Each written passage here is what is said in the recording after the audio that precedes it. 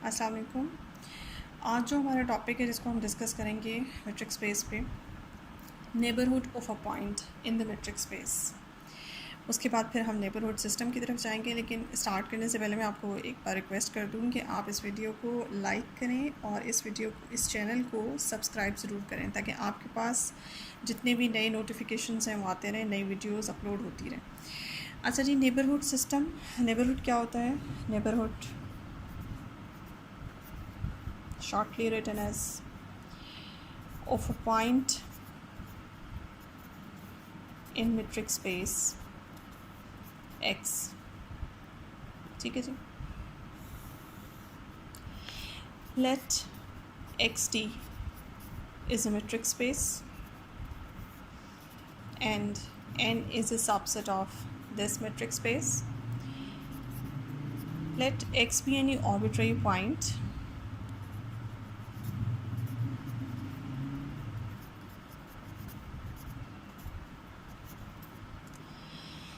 then the set n is called neighborhood of x if there exists some open set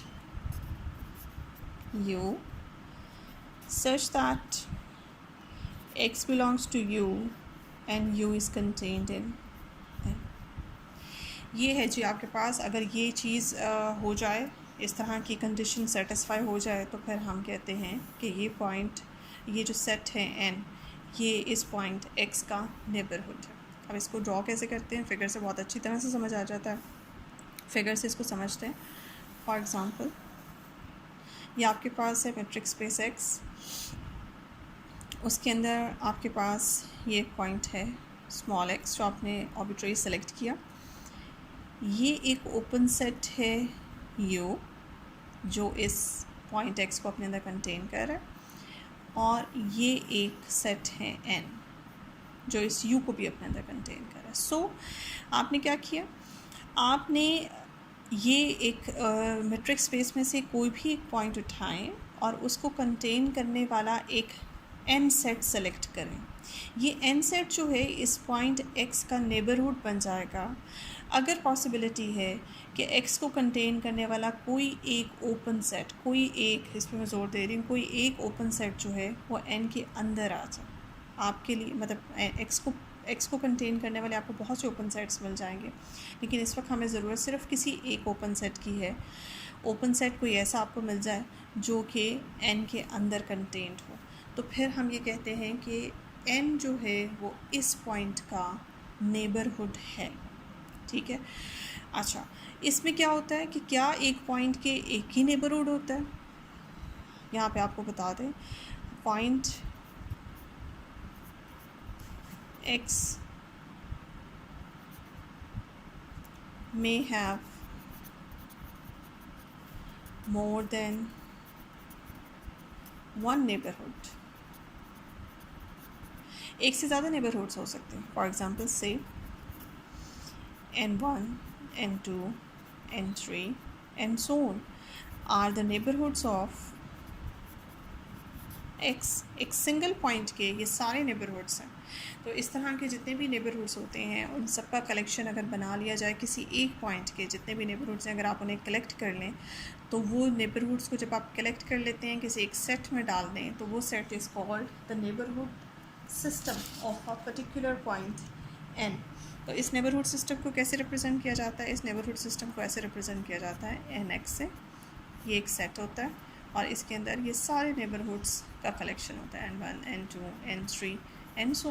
ये सारे neighbourhoods अगर आप किसी set में डाल देते हैं तो वो नेबरहुड सिस्टम बन जाता है। तो नेबरहुड सिस्टम को कैपिटल N से रिप्रेजेंट करें, और ये किसका नेबरहुड सिस्टम है? किसी एक पॉइंट का नेबरहुड सिस्टम है।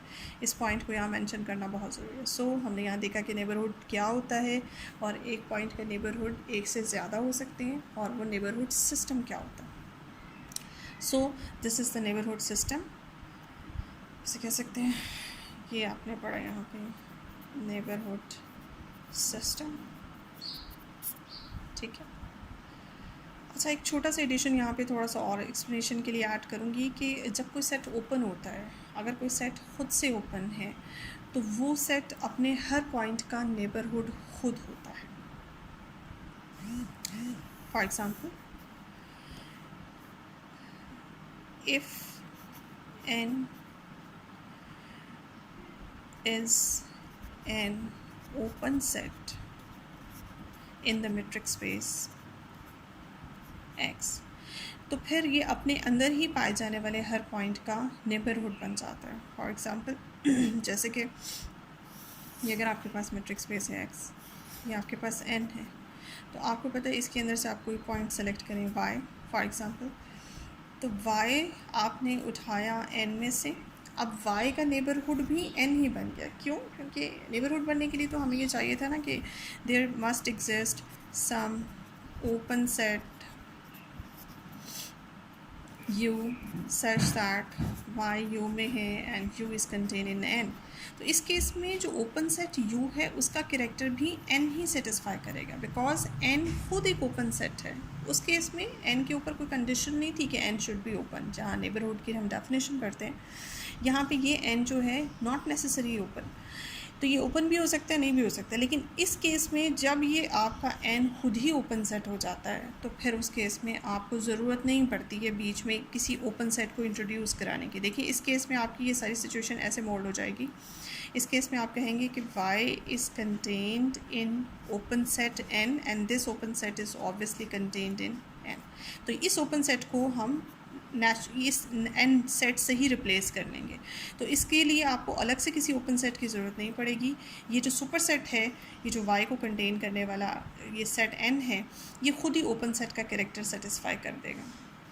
तो इसलिए आपको ना ज़रूरत नहीं पड़ेगी कि आप अलग से दिखाएं, किसी ओपन सेट को इंट्रोड्यूस कराएं। तो इस केस में जब आपका ये n सेट्स जो है, ये जो नेबरहुड का कैरेक्टर सेटिस्फाई करने जा रहा है, ये सेट अगर खुद ही ओपन हो जाता है तो फिर ऑटोमेटिकली ये अपने ही पॉइंट्स का नेबरहुड हो जाता है। पहले तो वो पॉइंट था, पहले जो आप रैंडमली पॉइंट सेलेक्ट करते हैं उसमें भी देखें आपने वो पॉइंट, यहाँ तो हम जब स्टार्ट में डेफिनेशन में स्टार्ट करते हैं कि हम x में से रैंडमली कोई भी पॉइंट उठाते हैं, लेकिन बाद में पता चलता है वो पॉइंट बेसिकली जो आपने n सेट लिया वो उसके अंदर से होना ज़रूरी है। यानी कि जो सेट किसी पॉइंट का नेबरहुड बनता है वो पॉइंट उस सेट के अंदर होना ज़रूरी है।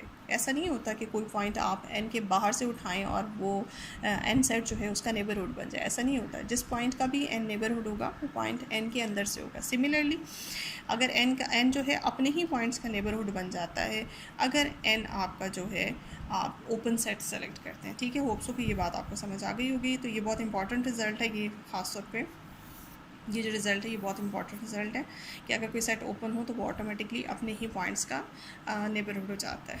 ठीक है जी, तो आज के लिए नेबरहुड के टॉपिक में बस इतना ही।